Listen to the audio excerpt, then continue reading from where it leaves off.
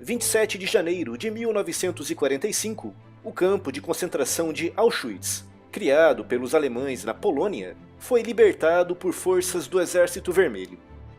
Para lembrar esse importante evento, foi instituído o Dia Internacional em memória das vítimas do Holocausto. Mas o que foi exatamente o Holocausto? Quem teve essa ideia e como as ações eram organizadas? Antes da ascensão de Hitler ao poder, em 1933, viviam na Alemanha cerca de 530 mil judeus, espalhados em diversas regiões do país. Viviam perfeitamente integrados na sociedade alemã e participaram ativamente em todos os principais eventos recentes daquele país, com destaque para a Primeira Guerra Mundial, quando mais de 70 mil judeus lutaram pela Alemanha, o maior percentual de participação dentre todos os grupos étnicos, religiosos ou políticos do país. Mas após o fim da guerra, essa coabitação pacífica começou a desaparecer, com grupos radicais ultranacionalistas acusando os judeus de falta de patriotismo e de uma suposta conspiração que resultou na derrota alemã em 1918. Apesar de, como referi, nenhum grupo étnico alemão ter participado tanto na guerra como os judeus, esses grupos radicais, nos quais participavam muitos ex-combatentes, insistiam nessa falsa alegação, fazendo crescer ainda mais o antissemitismo que sempre existiu na Europa. Hitler, como o cabecilha de um desses movimentos, soube orientar toda a raiva e frustração do povo alemão em direção aos judeus e aos comunistas, que na sua visão deturpada do mundo, tinham se organizado para derrubar e destruir a Alemanha. E quando Hitler finalmente subiu ao poder, todo o ódio que costumava destilar em seus discursos transformou-se em ações práticas que em pouco tempo converteram-se em leis. Iniciou-se uma perseguição oficial contra os judeus, patrocinada pelo governo alemão, cujo primeiro resultado prático foi a chamada Lei da Restauração do Serviço Civil Profissional, aprovada apenas 2 meses após a subida de Hitler ao poder, em abril de 1933. Essa lei expulsou todos os cidadãos não arianos do serviço público alemão, professores em escolas e universidades públicas, médicos em hospitais públicos, advogados, juízes e promotores, carteiros. Todos os que não se encaixassem no critério de raça ariana foram sendo gradualmente expulsos. Foi, aliás, essa lei que levou Albert Einstein, judeu alemão, a emigrar para os Estados Unidos em 1933. Após a morte do presidente alemão Paul von Hindenburg, em agosto de 1934, Hitler acumulou os cargos de chanceler e de presidente num só, nascendo assim a figura ditatorial do Führer, o que lhe deu carta branca para implementar todas as suas políticas de segregação e perseguição contra os judeus. No ano seguinte, o governo alemão aprovou a Lei da Pureza Racial de Nuremberg e a Lei da Proteção do Sangue e da Honra alemãs, que proibiu, sob pena de prisão e multa, qualquer tipo de relacionamento íntimo entre judeus e cidadãos alemães. Nesse mesmo ano foi aprovada a Lei da Cidadania do Reich, que retirou a cidadania alemã a todos os judeus, inclusive meio-judeus e até mesmo cidadãos alemães com 1/4 de sangue judeu, ou seja, indivíduos com apenas um dos avós de origem judia. Da noite para o dia, famílias com raízes alemãs de 200, 300 ou 400 anos tiveram a sua cidadania pura e simplesmente expurgada. Nos anos seguintes, as perseguições aumentaram de tom, com pilhagens, incêndios e destruições de lojas, residências e sinagogas em todo o país. Médicos judeus já não podiam trabalhar nos hospitais alemães. Juízes e advogados já não podiam exercer as suas profissões. Crianças judias foram expulsas do sistema educacional alemão. Os judeus alemães não eram permitidos em restaurantes, teatros e cinemas. e só podiam se sentar em bancos específicos em parques e jardins. Nos anos 30, os judeus que tinham condições financeiras fugiram do país, com muitos estabelecendo-se nos Estados Unidos e no Canadá, mas eram obrigados a deixar para trás grande parte das suas economias e posses, incluindo empresas e imóveis. Dos 530 mil que viviam na Alemanha antes da subida de Hitler ao poder, cerca de 300 mil conseguiram fugir nos anos 30. Quando a Segunda Guerra Mundial começou, em setembro de 1939, os judeus alemães que ficaram para trás já não eram cidadãos propriamente ditos. Já não tinham direitos que hoje consideramos básicos, como por exemplo, ir à escola ou à universidade, poder ter um emprego, uma conta num banco, comprar uma casa ou possuir uma empresa. Não eram sequer cidadãos, eram seres sem direitos, sem pátria, sem presente e sem futuro.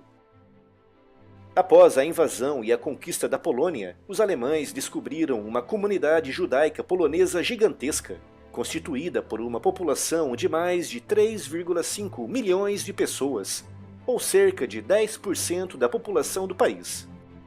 Nesse país, os alemães implementaram as mesmas políticas de segregação, de perseguição e de ódio, através da criação dos chamados guetos, grandes áreas cercadas no interior de cidades, cujo objetivo era manter todos os judeus num mesmo local, facilitando assim um controle mais direto sobre grandes massas. Foram criados grandes guetos por toda a Polônia, com destaque para o de Varsóvia, com quase 400 mil judeus, e o de Lodz, com mais de 160 mil, todos concentrados em poucos quarteirões, em prédios sobrelotados, a maioria dos quais sem aquecimento adequado ou condições mínimas de higiene, o que resultava na propagação de doenças horríveis e, é claro, na morte pelo frio, desnutrição e inanição. Em Varsóvia, a capital da Polônia, o equivalente a 30% da população foi concentrada numa área que correspondia a menos de 2,5% da área total da cidade. Os alemães não sabiam bem o que fazer com os judeus. Eles não os queriam na Europa, mas não sabiam exatamente o que fazer com eles ou para onde os enviar. Os guetos deveriam ser temporários e inicialmente serviriam como uma primeira parada num processo de deportação amplo para fora da Europa. Mas para onde seriam deportados? Surgiram muitas propostas na alta cúpula do Partido Nazista, e uma delas sugeria o envio dos judeus para a ilha de Madagascar, na costa africana. Mas seria um processo tão caro e complexo que a ideia logo foi abandonada. Foi então que Reinhard Heydrich teve uma ideia. Heydrich tinha sido o diretor da temida Gestapo, a polícia secreta nazista, e em 1942 atuava como governador da Boêmia e Morávia, uma região que antes correspondia à metade ocidental da Checoslováquia, e era também o diretor do Escritório de Segurança do Reich. Era um indivíduo tão duro que Hitler costumava referir-se a ele como o Homem do Coração de Ferro. No dia 20 de janeiro de 1942, Heydrich convocou a alta cúpula nazista para uma conferência numa mansão no subúrbio berlinense de Wannsee. E nessa conferência ele partilhou a sua ideia para a solução daquilo que os nazistas chamavam de o problema judeu. Em janeiro de 1942, os alemães já estavam há mais de 6 meses na União Soviética e já tinham conquistado todos os países bálticos, toda a Bielorrússia, praticamente toda a Ucrânia e grande parte da Rússia Ocidental.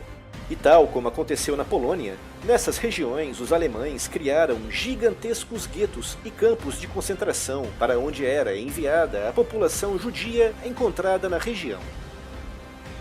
Mas o que fazer com esses milhões de judeus concentrados em centenas de guetos e em centenas de campos de concentração e de trabalhos forçados? A solução encontrada por Heydrich e que foi partilhada nessa conferência no dia 20 de janeiro de 1942 foi matá-los. Nascia assim a chamada solução final. Nessa época já decorria, ao longo de toda a frente oriental, as chamadas ações de limpeza, por parte dos Einsatzgruppen, grupos formados por membros fanáticos das SS que seguiam atrás das tropas alemãs. Entravam nas cidades, vilas e aldeias, identificavam os judeus e com frequência realizavam ações de execução em massa. Estima-se que entre 1941 e 1945, as ações dos Einsatzgruppen resultaram no assassinato de 2 milhões de pessoas, dos quais 1 milhão judeus, com os restantes sendo políticos e intelectuais locais, ciganos ou qualquer pessoa que fosse vista como uma possível ameaça à dominação nazista local. Os judeus que já estavam nos guetos e nos campos de concentração e de trabalhos forçados foram incluídos na chamada Solução Final de Heydrich, que contava com um amplo e total apoio de Heinrich Himmler, chefe das SS, e de Hermann Göring, chefe da Luftwaffe e o segundo homem mais forte na hierarquia nazista. E, é claro, do próprio Adolf Hitler, que tomava especial cuidado de nunca assinar ou dar vistos em documentos relacionados com a solução final. As primeiras medidas práticas foram os Esquadrões da Morte, sob a forma dos Einsatzgruppen já referidos. Medidas essas que foram seguidas por gigantescas deportações dos judeus que estavam nos guetos para campos de concentração e extermínio estabelecidos ao longo de toda a Europa Oriental.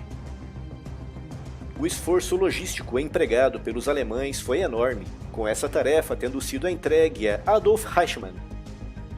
Eichmann foi o responsável por organizar o transporte de milhões de judeus que estavam espalhados em guetos e em campos de concentração diretamente para os locais de extermínio, com destaque para os campos de Belzec, Sobibor e Treblinka, mas principalmente para o gigantesco complexo de campos e subcampos de Auschwitz-Birkenau. Pelo gabinete de Eichmann, passaram ordens de transporte e deportação de mais de 3 milhões de judeus, com a maioria dos quais sendo mortos logo à chegada nos seus destinos. Em Auschwitz, havia um processo tosco de seleção, com os mais jovens e fortes sendo encaminhados para subcampos de trabalhos forçados, onde eram utilizados como trabalhadores escravos. Mas em campos de extermínio como Sobibor e Treblinka não havia seleção, já que o objetivo dos campos resumia-se à execução. Os alemães dedicaram-se tanto a esse esforço de extermínio que chegavam mesmo a retirar recursos das tropas que combatiam nas várias frentes de combate. Trens carregados com armas, munições e suprimentos para as tropas tinham que dar passagem a trens gigantescos transportando homens, mulheres, velhos e crianças para os campos de extermínio. Para os nazistas, matar os judeus parecia mais importante do que vencer a guerra. Os números oficiais resultantes de toda essa carnificina variam muito, com pesquisas e investigações sérias apontando números que variam entre os 4,5 e os 6 milhões de judeus. Mas os judeus não foram os únicos afetados pelo Holocausto, já que centenas de milhares de ciganos foram também sumariamente executados no âmbito da solução final. 3 milhões de prisioneiros de guerra soviéticos morreram durante o cativeiro nas mãos dos alemães, dos quais cerca de 1 milhão foram mortos nos mesmos campos de concentração e extermínio onde os judeus eram assassinados. Heydrich, o pai da solução final, foi atacado em Praga por rebeldes checos, treinados e armados pelos britânicos, no dia 27 de maio de 1942, vindo a morrer alguns dias depois. Eichmann, o responsável por toda a organização logística do Holocausto, conseguiu fugir para a Argentina após o fim da guerra, mas numa ação audaciosa do Mossad, o serviço secreto israelense foi capturado em 1960 e levado para Israel, onde foi julgado.